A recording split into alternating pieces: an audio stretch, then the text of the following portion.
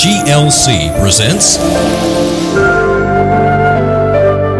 brought to you by the donations of our faithful partners. Shalom and welcome back to Wisdom and Torah Ministries. As you all know, my name is Rico Cortes. I hope that you have been enjoying the last few teachings of the title, What is the Confession of Faith? Now, you got to remember, in the last few sessions we have tried to establish the foundation about what happens when we come into the knowledge of the Messiah. What is it that we do? What is the process? Are we coming into just a counting of souls just to become part of the church? Or are we automatically grafted into Israel as part of the covenant people? So therefore, if we are grafted into Israel, what commandments are we to keep? The commandments of the Christian church that has been handed down from the Catholic understanding to the Protestant to now, following traditions of men and not according to the word of Yahweh? Or should we come back to the ancient path? The Torah of Yahweh given on Mount Sinai, actually given all the way from the beginning in the book of Genesis to Adam and so on and so forth. Now, in this last session, we're going to talk about, first of all, we're going to take verse by verse, chapter 4 of Romans 10, all the way to chapter 10. To verse 10. So we're going to go from verses 4 to verse 10, and I'm going to give you a verse-by-verse understanding of what Paul is using as a midrash. He's using a type of study, connecting dots. See, making connections in the Torah. There are 4 levels of understanding in the Hebraic thought. There's a pasha, the literal. There's a remez, which is the hint, and there's the midrash, looking into the text, and there's a sod, which is the hidden meaning. Now let's go back and let's go one of the main frequently cited verses in regards to whether or not the law is done away with. In Romans chapter 10, verse 4 says this. Let's go to the screen for 1 second. And it says, "For Jesus is the end of the law for righteousness for anyone who believes." Romans 10, verse 4. Now, what's interesting is, if you look down in the bottom of that, the word for goal, or N, is telos in Greek, Strong's 5056. And it means to set out for a definite point or goal. So the word is not end. And everybody usually reads it and says, you see, Yeshua is the end of the law. But that's not what it means in the original text. It should better be rendered as, for Messiah is the goal of the Torah, for righteousness to everyone who believes. And that is true. Now, from this point on, now Paul is going to try to explain to you, how is it that you can be part of Israel? It's really intriguing. In chapter 7 of Romans, Paul is telling you about the laws of marriage. Verses 1 through 7 is teaching you about how you are now part of the reconciled bride of Messiah. Connecting many dots. Connecting Genesis, connecting Deuteronomy 24, Jeremiah 3:8, and so on.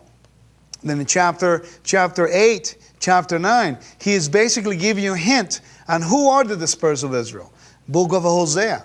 Now in chapter 10, he is going right to the point, and he's letting you know the problem with Israel, the problem with Judah, that they would not come into it because of what? Of unbelief, or because they wanted to mix it with their own righteousness. And then he goes on to do something that's very Hebraically. He does midrash, and he is trying to connect Deuteronomy chapter 30, and he's teaching you out of Deuteronomy chapter 30 to teach you how you are coming in covenant with Messiah by confessing with your mouth. And later on, I'm going to explain why we need to confess. Why is it that we have to say with our mouth and not just believe it in our heart, just like Romans chapter 10, verse 10 tells us. Okay? So now, let's go here and let's begin. Chapter 10, verse 5. It says, "Moses writes that the man who practices the righteousness which is based on the Torah shall live by it." That's Leviticus chapter 18, verse 1. "But the righteousness based on faith says, do not say in your heart." And I want you to notice that Paul is using Deuteronomy chapter 30, verses 12 and 13. And then you're going to notice something very intriguing. He's going to give you the verse, who will ascend into heaven, which is directly from Deuteronomy chapter 30. And then he's going to have parentheses in some Bibles, or he's going to have a line. He says, that is to bring Messiah down. He's giving you the interpretation. He's doing a midrash. Verse 7. Or, quote, who will descend into the abyss? And again, he gives you the understanding. That is to bring Messiah from the dead. Now, on verse 8 he says, but what does it say? Now he's posing a question. This is one of the ways that I know how Hebraic Paul was. He is answering questions and he's asking and answering questions. He says, but what does it say? The word is near you, in your lips, on your lips, and in your heart. And that's a direct quote from Deuteronomy chapter 30, verse 14. And then he says, that is the word of faith which we preach. When Paul says, that is the word of faith which we preach, he just said he is teaching you Torah. So anybody who believes in Yeshua and anybody who uses this chapter to teach about what? Being covenant, confessing Yeshua, being saved, like you will call it, or being redeemed, like you will say, and you use this chapter, in fact, you are showing the person to come back into covenant relationship with Yahweh through Yeshua the Messiah, okay, by using Deuteronomy chapter 30, just like Paul was doing. So you cannot say that the law is done away with and then use a chapter from the Torah, from the law, to establish your faith. It makes no sense. And that's what it says right there, going back to review that. Let's go back to that. It says, but what does it say? The word is near you, on your lips, and in your heart. Parentheses. That is the word of faith which we preach. He just said we are preaching Torah. And in verse 9 he says, because if you confess with your lips that Yeshua is Lord and believe in your heart that God raised him from the dead, you will be saved, or you shall be saved. And then verse 10 tells you, for man believes with his heart and so is justified, but he confesses with his lips, so he is saved. Now, my question is, why do you have to confess him? Why can't you just believe in your heart? It tells you specifically in verse 10 that with your heart, if you believe and with his heart, and so is justified. But if you confess, you'll be saved. Remember Adam and Eve? How did sin enter the world?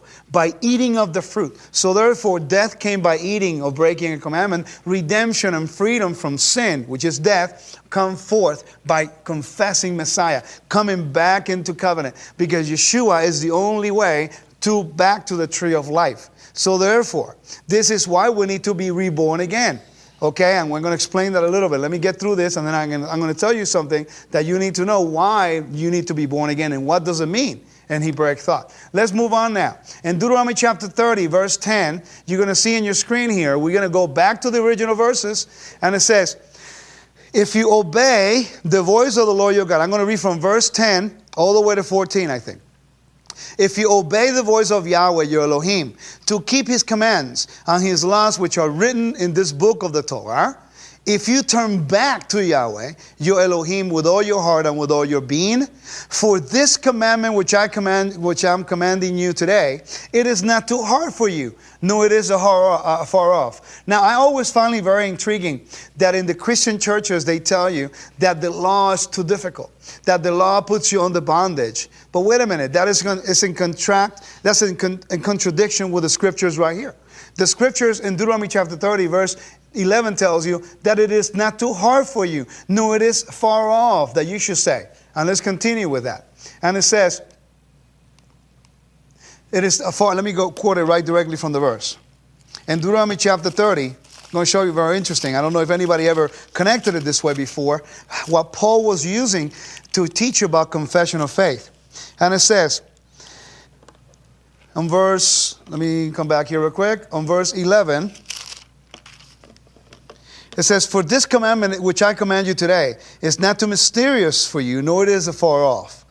It is not in heaven that you should say, who will ascend into heaven for us and bring it to us that we may hear and do it?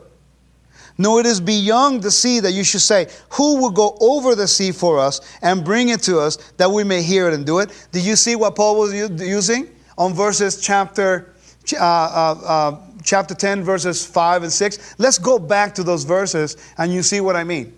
When you go back to verses chapter 5 and 6, if you go back to the screen, I really would appreciate it there. It says he uses verses 6 and 7, and he is taking from Deuteronomy chapter 30, verse 11 and 12. It says, but the righteousness based on faith says, do not say in your heart, who will ascend into heaven? And then he gives you the explanation. This is what it means, guys. Don't bring Messiah down. You bring Messiah down. Verse 7, and who would descend into the abyss. That is to bring Messiah from the dead. It's very Hebraic what he's doing. On verse 8, he's doing the same thing. For what does it say? The word is near you and on your lips and in your heart. That's exactly what it says in verse 14 of Deuteronomy chapter 30. And verse 14 of Deuteronomy chapter 30 says, but the word is very near you, in your mouth and in your heart, that you may do it. And then he gives you a verse that is called the duality of the Torah. Okay, there's a cursing and blessing in the Torah. That's the curse of the law and the blessing of the law. If you obey, you're blessed. If you disobey, you bring forth curses upon your disobedience. Yahweh doesn't curse you. You bring the own curses based on your disobedience to the conditions of that covenant. Verse 15 says, see, I have set before you today life and good, death and evil. And then he says, verse 16, and that I command you today to love Yahweh your Elohim, to walk in his ways, and to keep his commandments, his statutes, and his judgments, that you may live and multiply, and Yahweh your Elohim will bless you in the land which you go to possess. Now, as we come through here, hopefully that makes sense to you. And I wanted to show you basically what it says there in Deuteronomy 30. Why is it that we keep saying that Paul was not using Torah or was teaching against the Torah when he is in fact using Torah in his teachings? There is a contradiction, because 99% of Christianity is not aware that Paul was a Pharisee of Pharisees. In other words, there was an oral law versus the written law of Yahweh. There was the oral rabbinical law or Pharisaic law, which they uphold a word above the word of God. And that is called in rabbinical Judaism, lo bashamayim hi. So if you go to the screen, you see what it is. And it says, lo bashamayim hi. It is not in heaven. What rabbinical Judaism has done, they have taken that verse, part of the verse, of verse 12 on Deuteronomy chapter 30, which says, it is not in heaven that you should say. Well, the rabbis eliminated the rest of the verse, and they only take the first part. It is not in heaven. Lo bashamayim hi. Now, what the rabbis teach is that lo bashamayim hi, the Torah is no longer in heaven. Yahweh gave it to Moshe. And Moshe now and the leaders of Israel are the only ones who have the authority to interpret Scripture. That's it. Even Yahweh has to submit to the rulings of the rabbis.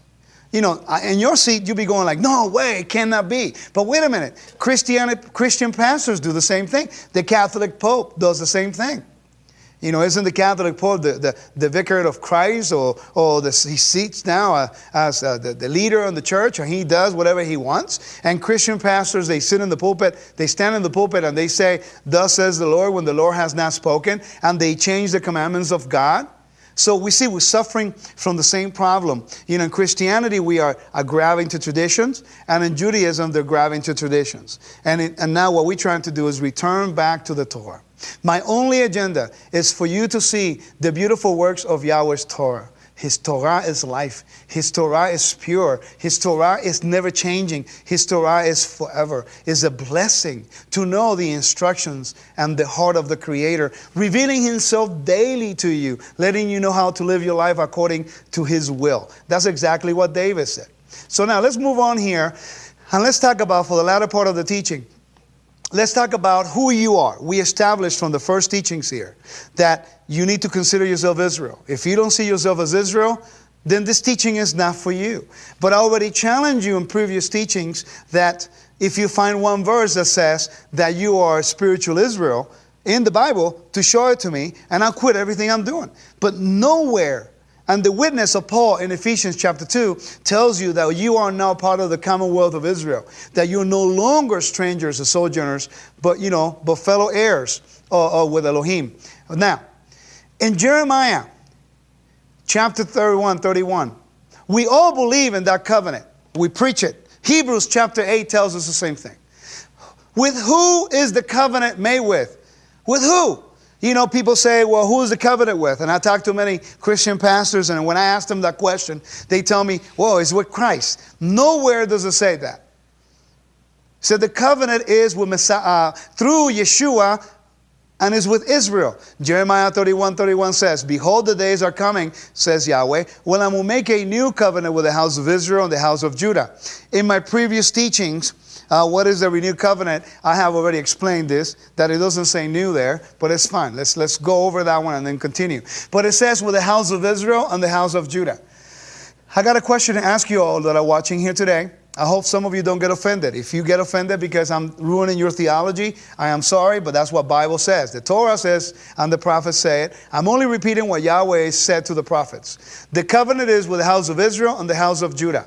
Do you see a house of Gentiles there? Absolutely not. The house of Israel and the house of Judah. So, if you are considering yourself a believer in the Hebrew Messiah, who came to restore the Hebrew people back to Him, and anybody who calls upon the name of Yahweh, not only the Hebrew people, but also anyone who calls upon the name of the Lord.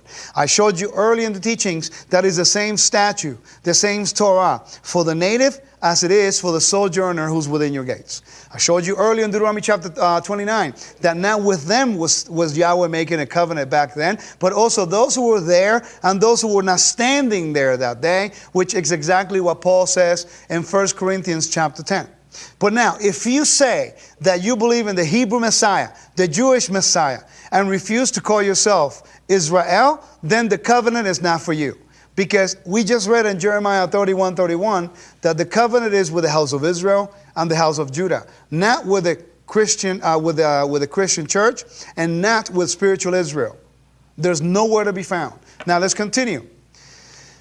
In Jeremiah 33, verse 14 and 15 says, "Behold, the days are coming, says Yahweh, when I will fulfill the promise I made with the house of Israel and the house of Judah." Again, you don't see Gentiles there anywhere. If there's a Gentile, they're grafted into the house of Israel or the house of Judah.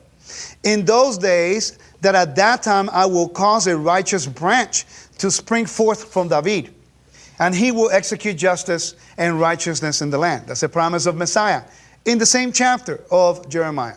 Hebrews chapter 8, verse 8. "For he finds faults with them when he says, the days will come, says Yahweh, when I will establish a new covenant with the house of Israel and the house of Judah." So we see that in the book of Hebrews. So I got a question for you. Are you grafted in? Then you better answer, who is the olive tree? Now, if you've been graced in a typical Christian background, you will say that you're grafted into the tree or to Christ. But the Bible doesn't say that you're grafted to Christ. Through Yeshua, you grafted into the tree. So the question is, who is the tree? But you say, oh, it's Christ. No, it doesn't say that anywhere. Yeshua is the branch. He is the root out of dry ground. Yeshua is the root of the tree. And the tree, according to Jeremiah chapter 11, says, chapter 11, verse 16, "Yahweh once called you a green olive tree, fair with goodly fruit. But with the roar of a great tempest, he will set fire to it, and its branches will be consumed." So now you see that the tree, the olive tree, is Israel, and the branches are who? Let's keep reading. Verse 17. "Yahweh Sevaot, Yahweh of hosts, who planted you." So who planted the tree? Yahweh did. "Has pronounced evil against you, because of the evil which the house of Israel and the house of Yehudah have done, provoking me to anger by burning incense to Baal." So far, this is what we've got. We got that if you're grafted in, you belong to the tree. Who is the tree? Israel. Who are the branches? The house of Israel, the house of Judah. Now, the house of Israel and the house of Judah is a kingdom term. After Solomon died, the kingdom was divided. The northern kingdom, which is called the house of Ephraim, the house of Judah, the house of Israel, the house of Joseph, the 10 tribes, the dispersed, Samaria, and so on, refers to 10 tribes out of the 12. The house of Judah, the southern kingdom, the house of David, okay, is in reference to the 2 tribes plus the Levites that are together, Benjamin, Judah, and the Levites. Okay? We know the Jews, the house of Judah, are back in the land. But the house of Israel, not back yet. They are coming back, but they're not all together there yet. So we have covered that. The tree is Israel. The branches is the house of Israel and the house of Judah. So if you have confessed Yeshua as your personal Redeemer, and you believe that you're saved through the blood of Messiah, grafted in, then to what house do you belong to? Because there's not a house for the Gentiles. In the millennial reign, there's going to be 12 gates in the millennial reign. 12 doors of the 12 tribes, and there's not one for a Gentile nation. You have to graft yourself into it. Now, what's interesting is that Paul used the term, the seed of Abraham, and we're going to cover that. But let's go back and find out, why were the branches broken off? In Jeremiah chapter 11, it tells you the reason why the branches were broken off. It says, the word that came to Jeremiah from Yahweh, hear the words of this covenant. Remember the covenant?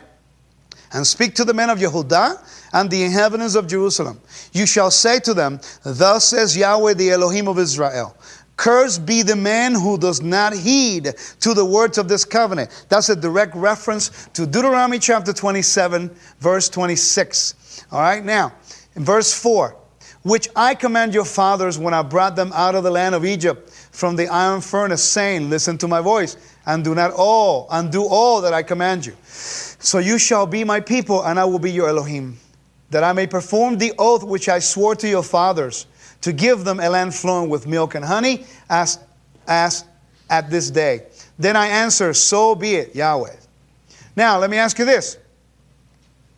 So we see here that the reason why the children of Israel, the house of Israel and the house of Judah, were expelled to the nations and scattered, okay, is because of disobedience to the covenant. We know that.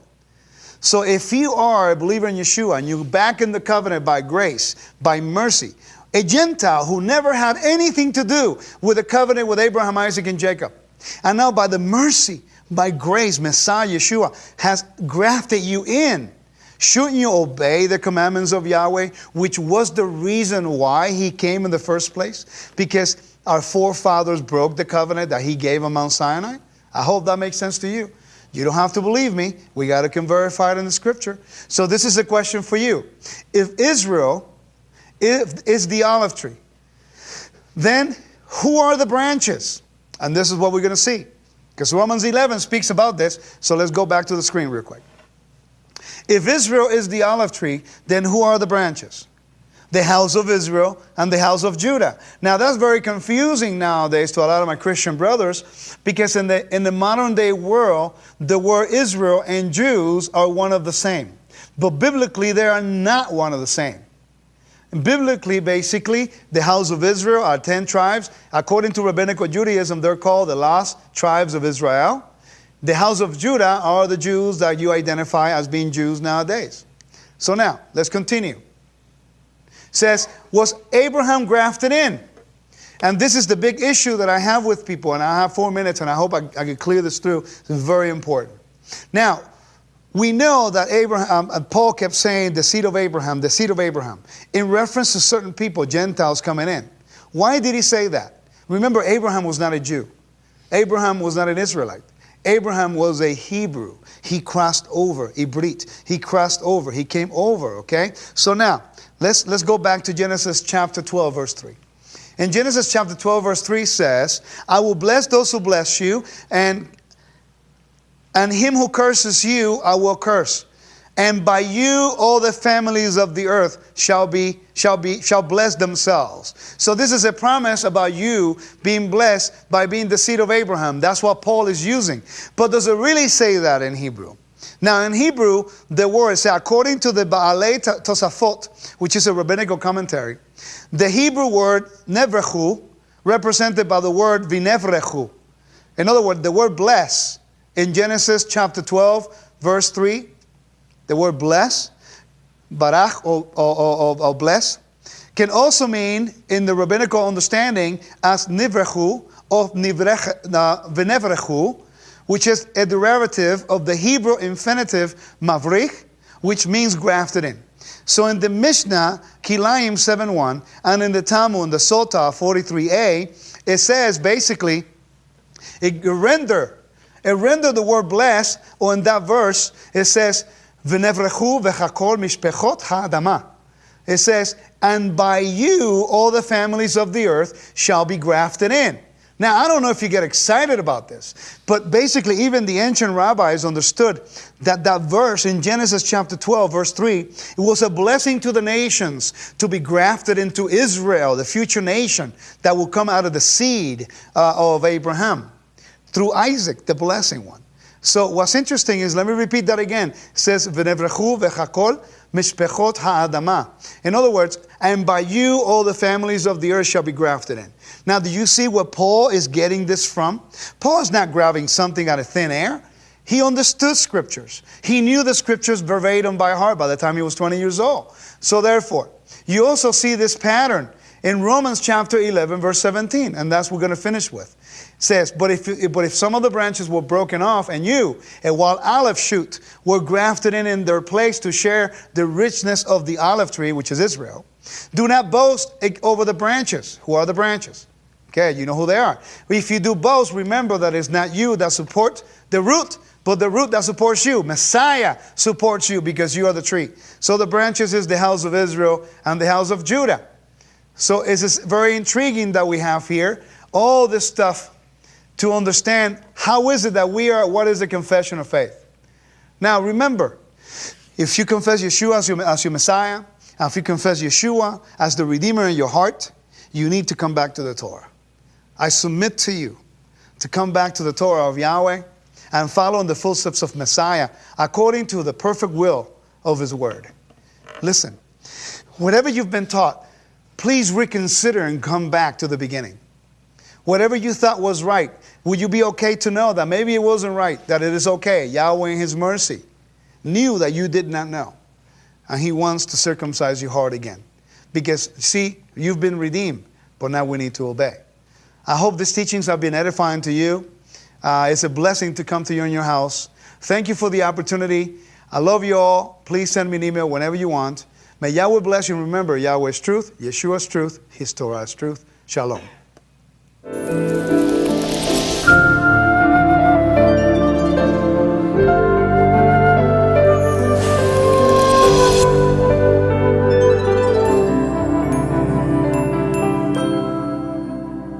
Shalom, this is Rico Cortes, and I hope that you have enjoyed the teachings that I've been bringing forth to you. Now remember, do not believe anything that I say, verify everything that I say.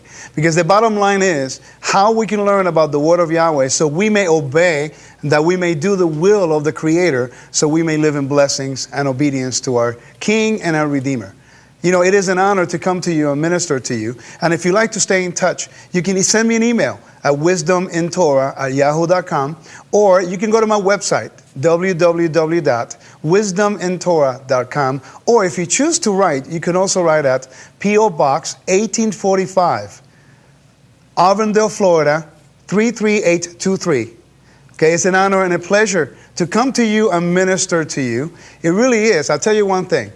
It is important that you recognize one thing. Yahweh is truth. His Torah is truth. I'll see you next time. May Yahweh bless you and keep you. Shalom.